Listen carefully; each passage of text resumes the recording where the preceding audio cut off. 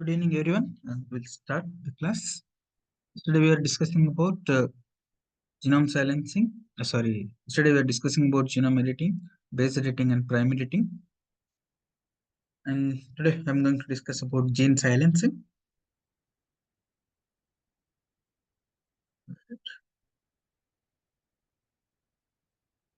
Yeah. Actually, the term gene silencing is generally used to describe switching of the genes, either any modification, either by introduction of some RNA, either by some endogenous control. They're just switching of the gene. Like there are in the human system or like in the animal system or in the plant system, whatever it may be, in a living system, this process is very common. Like endogenous gene regulation is very common. Okay, either the gene can be like either by switched off and the function it will be terminated, or by switching on function will be overexpressed. There are a lot of things will happen in terms of the gene, that is called as gene regulation. Okay, but we're switching off, it is specifically mentioned for gene silencing. But in general, genes are actually regulated either negatively or positively, that we all know. Like there are different levels of regulation of gene. Either it may be in the transcriptional level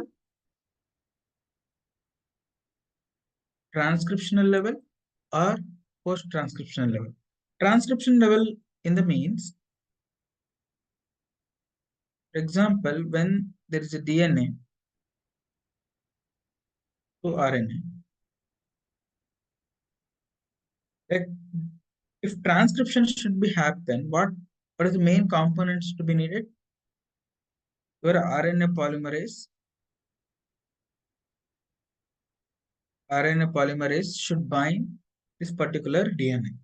Means DNA should be very free, so that the binding domains of the DNA will be freely available for the RNA polymerase enzyme, so that RNA polymerase will bind and it will activate your transcriptional process.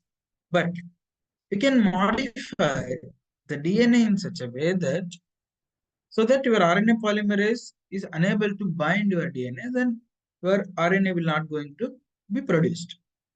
This is the one way of regulating your gene expression. Means you are making inaccessible the binding domains of the DNA to the RNA polymerase, so that the gene can be silent. The expression of the gene can be silenced at transcription level. This occurs in many ways. Today we are going to discuss. And genes regulation also occurs in post-transcriptional level. Means your RNA is produced. If it is to be act in the phenotype, it should be converted into protein. At that stage also, we can modify the expression of the gene. Means from RNA to protein, this process also we can able to handle or regulate. And how we can able to regulate, today we are going to discuss in detail. There are, remember, there will be transcriptional or post-transcriptional level of regulation is generally, there are many regulations are there. But in the mainly transcriptional regulation and post-transcriptional levels are gene regulation are very important. Then we'll discuss in detail what is transcriptional gene silencing. Like either it may be histone modification or whatever it may be, like DNA methylations or any methylation on DNA, methylation of histones or acetylation of histones. There are several modifications of histones are there, and there you can methylation of DNA pattern. Anything may be which makes the gene inaccessible to the transcriptional machinery. What is the transcriptional machinery? Either RNA polymerase or transcriptional factors or what activators, mediators, whatever it may be. Means your DNA is coiled inside the chromatin.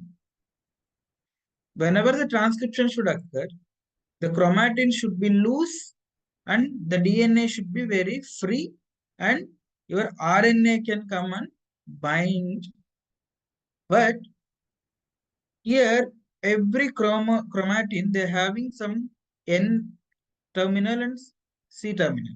Means you are making modification of these terminals, like you are adding some methyl groups or you adding some acetyl groups. Either you can add like uridinyl groups, or there are so many like methylation modifications were there. That is called as there are two very important genes like create erasers, create readers, and uh, writer, eraser, and reader, writer, reader, and eraser. The three class of protein which actually adds these groups to either N terminal or C terminal of this chromatin protein, so that either it may aids in the transcription or it may silence the transcription. Anything can be happen. If it is methylation of some gene, like methylation at some portion, may inhibit your transcription or inhibit the gene expression.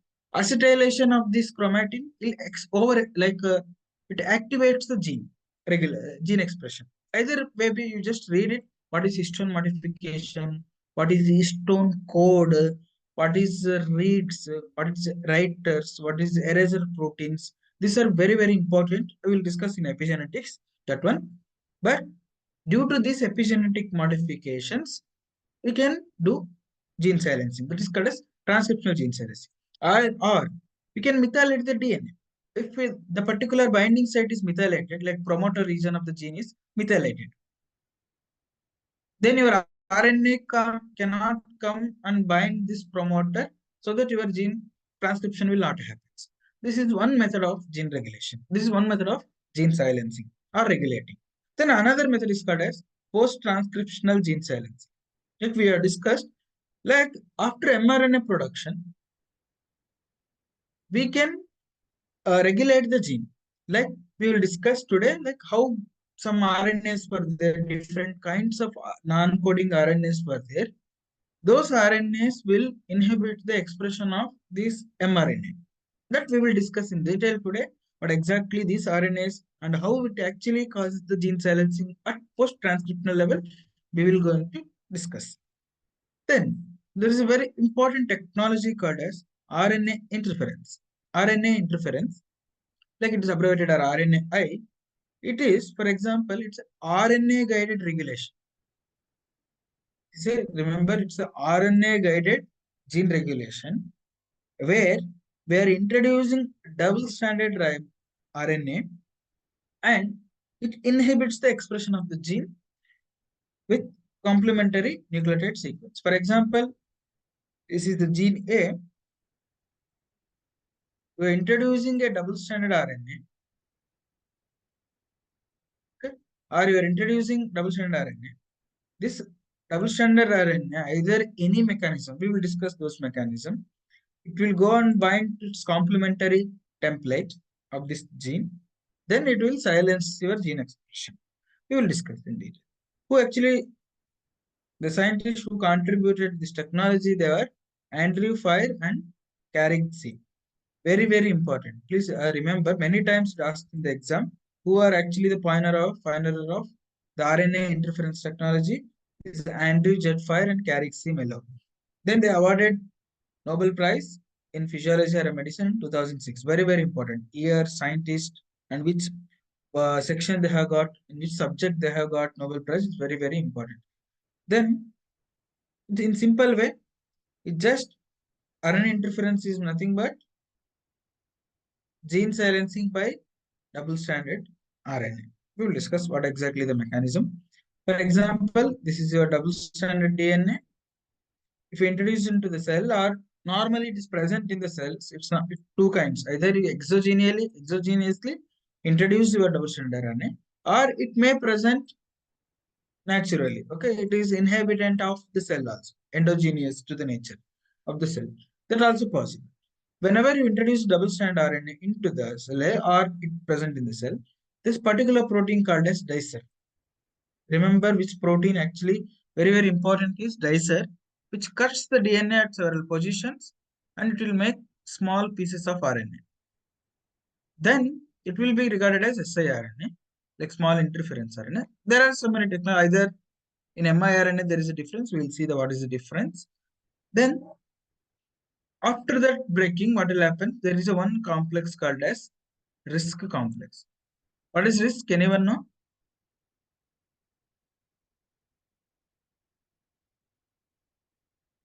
RNA induced silence. Yeah.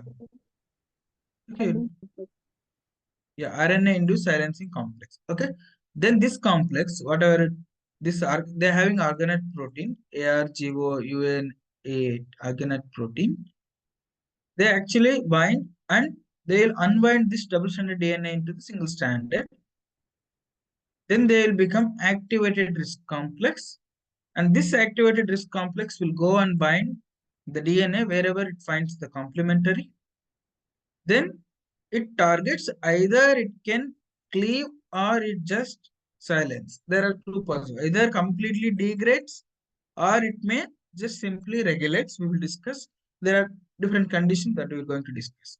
Means in general, where your double-stranded DNA will be there, where dicer is the protein which cuts your double-stranded DNA, and after cutting, after becoming small fragments, they will associated with the protein called as risk. This called as risk complex. Then where your unwinding of this DNA will takes place, then the activation of risk will happen. Then it will go and bind to the DNA wherever it finds complementary. Then it will cleave on target, like it will cleave, or it will just make some modification in RNA so that your gene expression can be, yeah, RNA into silencing. Then your gene expression can be reduced or silenced. This is what general mechanism of RNAi. Then, what is the application of this RNA interference technology? It can be used in many ways. See, I'm not going in detail about the biotechnological aspects of this technology. Okay, this I am just telling about what is the applied part, and we'll discuss several questions so that we will get what type of questions can be raised based on this topic. Just I am giving a generalized idea. In dicer protein, there are different types of dicer protein. In risk, there are different components associated with the risk organette protein, where it is isolated, from which organism it is isolated, who discovered this. There are a number of terms are there. Don't for a SRF it's not needed, but we just remember the generalized mechanism, like how will come and which are the main key players in this mechanism of RNA interference. Dicer protein, risk complex are very, very important. Then what are the different application in the plant breeding or in the plant systems? There can be used in many ways. And before CRISPR-Cas9, this was actually ruling. Now also many people are using this RNA technology, but nowadays we are shifting towards CRISPR-Cas9. But earlier, before existence of CRISPR-Cas9, this is one technology actually is ruling. Actually, there are so many applications we have there. For example, enzymatic browning trait actually in the potato means actually when the potato is sliced, normally what happens, there will be browning of this potato will happen due to polyphenol oxidase gene, so that we can silence this gene so that we can improve the shelf life of the potato. Please remember, each example is very, very important. It asked several times in the ASRB and different exams. Okay. And gene, crop, use, trade. Very, very important. Then uh, this SAD1 and GFFAD2 genes actually in the cotton, where it can be, there will be increased stearic and oleic acid content in the seed oil. Then another very, very important gene apart from all these, DET gene. Okay. Increased carotenoid and flavonoid content in tomato. This is mostly used in USA. DET gene.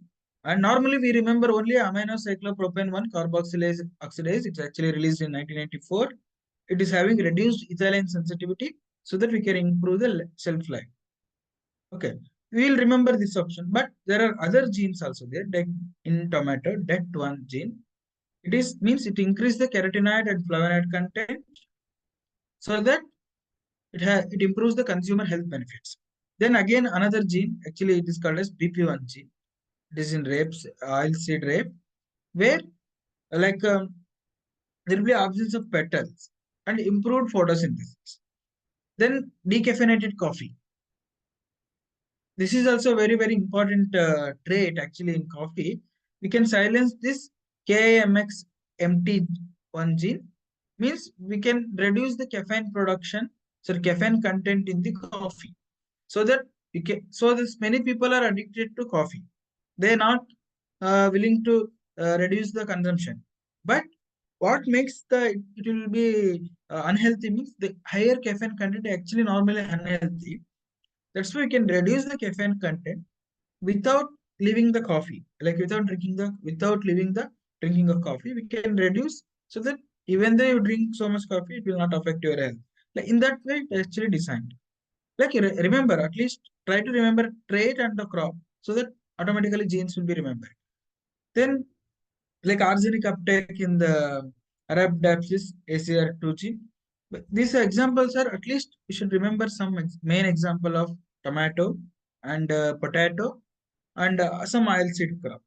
In maize also there will be starch branching enzyme where we can increase the amylose content. Okay, than the amylopectin, we can increase amylose content so that it will be useful for the further process. It will be help in the processing of maize. Please remember this example. Then we'll see the some questions regarding it. I will come to next part. What is the difference between the miRNA and siRNA? See, siRNA is a complete homologue. We will discuss. Yeah, we will discuss first what is siRNA, what is miRNA, so that you will get. See, there are different types of RNAs in the living organisms. There are, what are the different types of RNA? Can anyone know? There are mainly two class, coding and non-coding. In coding, only one mRNA, one RNA called as mRNA. It is just 2% of the cell. Non-coding, there are majorly main class, regulatory and non-regulatory. In regulatory, non-regulatory or ribosomal RNA will come.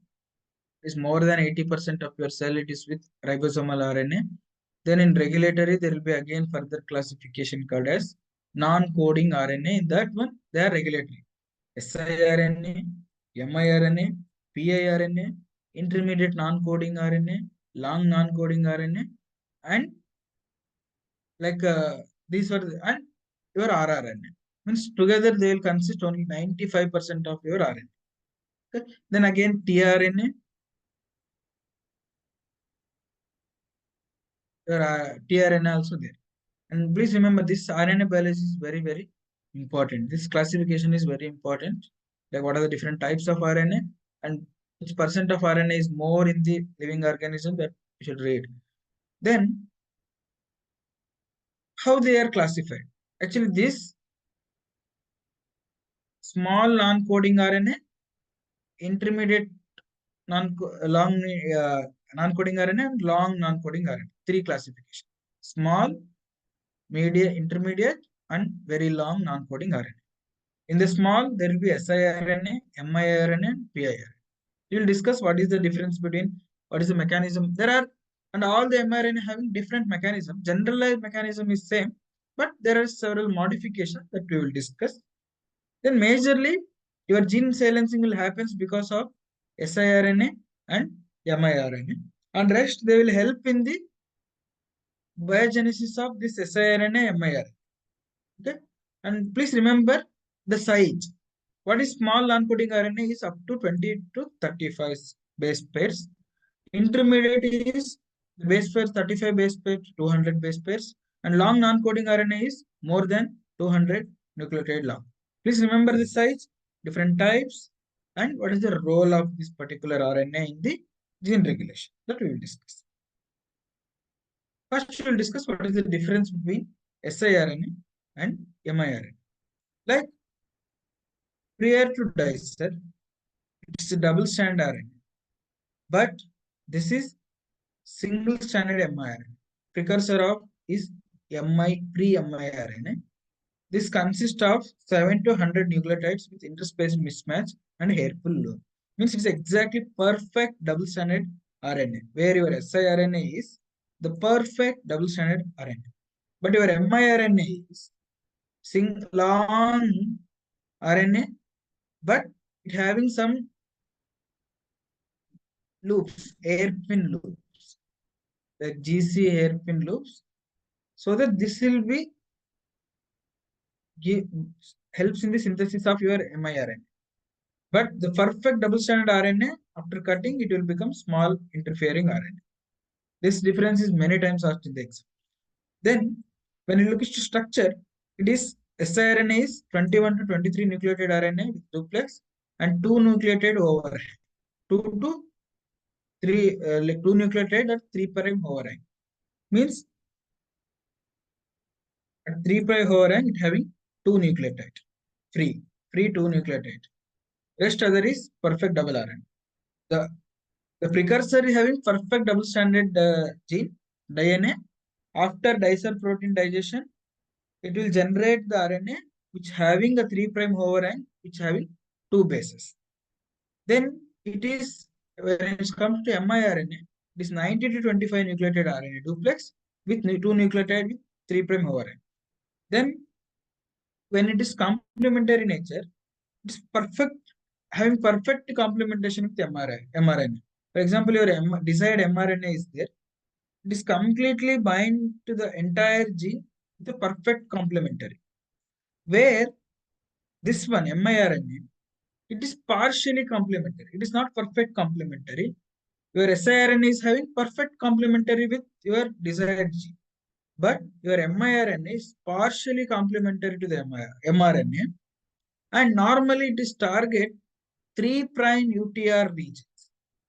Remember, for your gene having, what are the components of gene?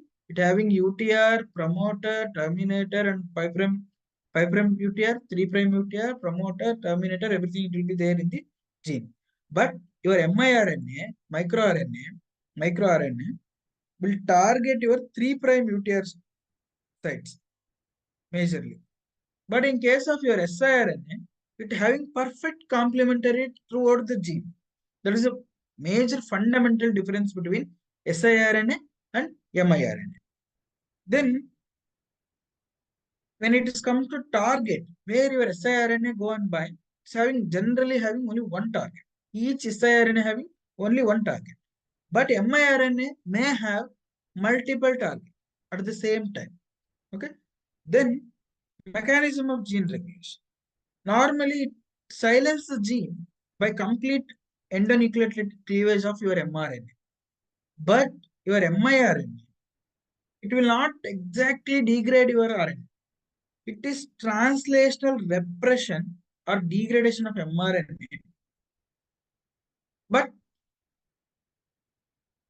this occurs only when having perfect complement. But it is when it is bind to only 3' UTR, without cleavage, it will silence actually, generally. But where your miRNA, it is having perfect complementary and definitely it will cleave your mRNA. And this asked in the SRF also, this difference. Then mainly, and siRNA earlier it is earlier believed that it's completely exogenous in nature. Whenever, for example, viral infection is there, we are we are spraying exogenously siRNA so that it will this siRNA will go bind to the viral RNA, will degrade viral RNA, where host is protected. But in miRNA is generally endogenous in nature, like internal gene. It helps in the internal gene regulation. Nowadays, you study any abiotic stress or any biotic stress, your long non-coding RNA or miRNA is very important key player. They actually regulate the gene. Nowadays, there is a one database called as Mirinda, like miRNA database. You can check in a website. You have a lot of information there. Mirinda website. This law, every gene now it is came to know that most 90% of your gene is regulated by your miRNA. That much importance it having now. Nowadays, that's why everyone are looking towards identification of miRNA. miRNA-seq is coming up. It's very important. For siRNA, it's having applied like you can design some viral specific siRNA. Whenever the viral infection is there, you will introduce it. It is like virus induced gene silencing, like we can say that by introducing siRNA. Okay, you came to know like we discussed like what is the difference between siRNA and miRNA. Any doubts regarding this? We'll take some questions. Then see if siRNA is a complete homologue of target mRNA sequence, then what is the net result of translation process? Double helix formation? No, it will not form any double helix formation. Translation inhibition? No, it is the property of your miRNA. See how we can, there will be questions were raised. Then chromatin modification? No, it will not because it's a transcriptional. But your siRNA regulation is post transcription. That you should remember. Then your mRNA degradation that we have seen is completely cleave and degrade your mRNA, siRNA. siRNA will having perfect complementary with mRNA, definitely cleave and degrade your mRNA. That's why mRNA degradation by siRNA. But your miRNA will not completely degrade your mRNA. It just suppress like translation, like it just suppress the gene action. Okay? Then another question is small non-coding RNA are not involved in gene regulation. This statement is completely false because in the classification itself, sir, they are regulating RNAs. SN like siRNA and miRNA, they are actually the main important key player of your gene regulation. Then that's why this statement is false. Then small non-coding RNA functions through either RNA interference that we saw, either you can modify RNA modification or spliceosomal involvement, or anything is possible. That is, A is false, B is correct. Then, long non-coding RNA are widely expressed and have key roles in the gene regulation. That is well established. Then, biogenesis of long non-coding RNA is distinct from that of mRNA and it's linked with their specific subcellular localization function. Definitely, okay, both are true. Then siRNA are evolutionary conserved, time, order, and tissue specific in nature, where miRNA is usually exogenous in nature and they are induced upon viral infection. It is definitely, they should be ulta, actually, they should be vice versa. Like your miRNA is endogenous in nature and they have highly conserved and they are normally tissue specific in nature. But your siRNA, we generally believe that it's exogenous in nature. But nowadays it proved siRNA also endogenously occur, but they are more specific towards your viral infection. Okay. Then the class of RNA which the evolutionary conserved time, order, and tissue specific is your miRNA. But your siRNA is exogenous in nature. Generally, majority of siRNA is exogenous in nature. Whenever viral infection or any foreign body will attack your host, then it will going to express. But your miRNA actually endogenous in nature, evolutionary conserved.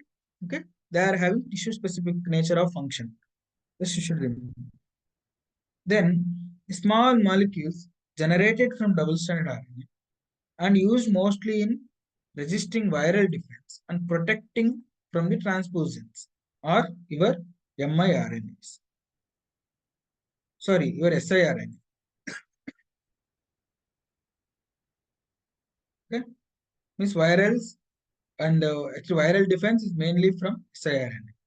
Okay? And they are mainly double-stranded RNA. But your miRNA is single stranded. I told it's long single stranded having hairpin loop. It is the precursor of your miRNA. It's not double stranded.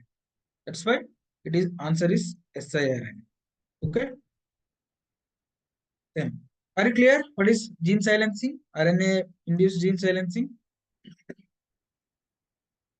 Any doubts?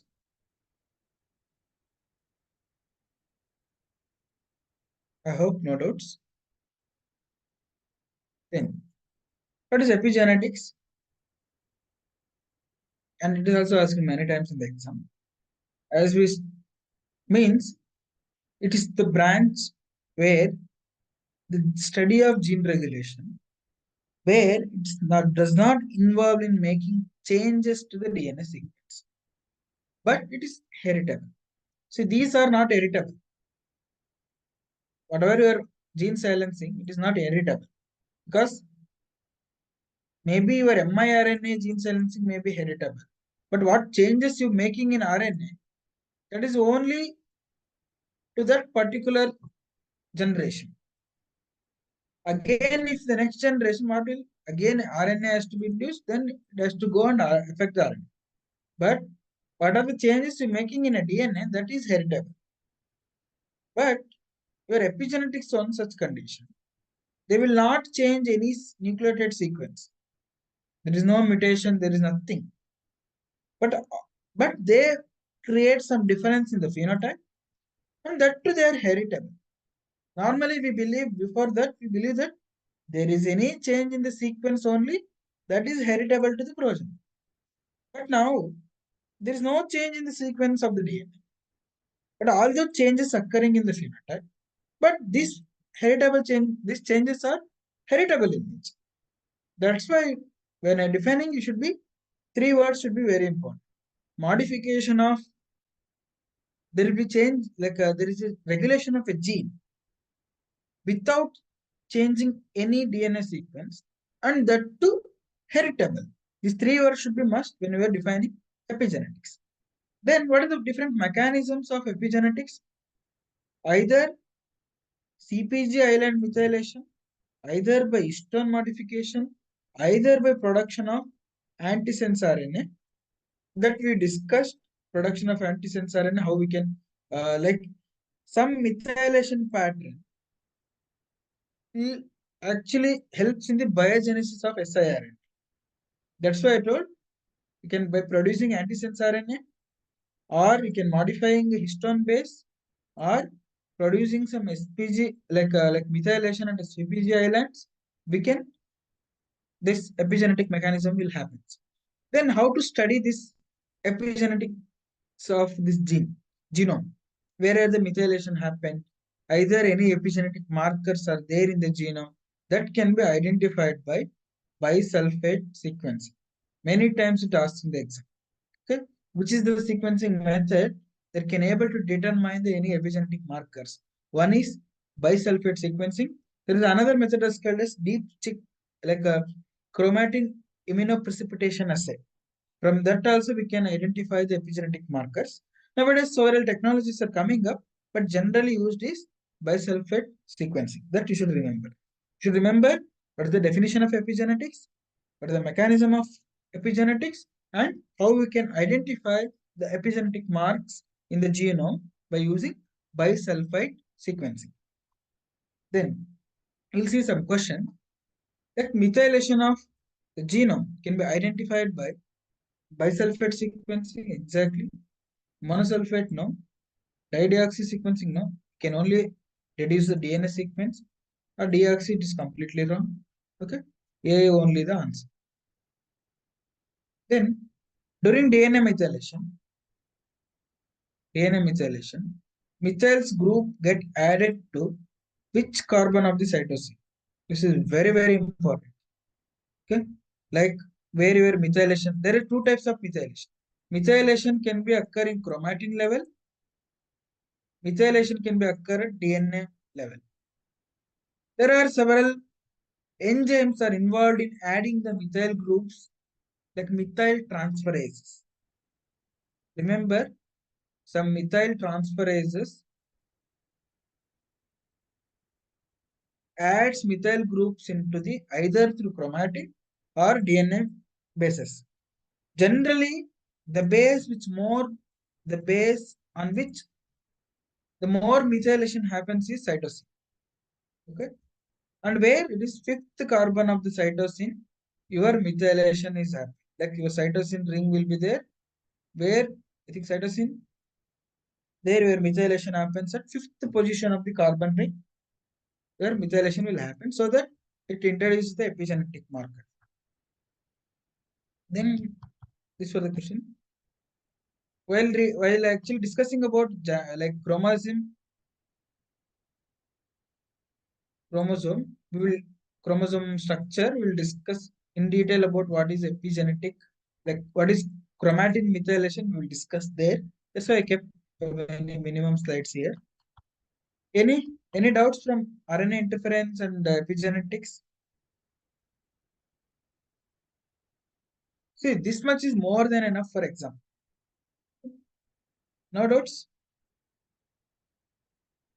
No, sir. Okay. Bye. Then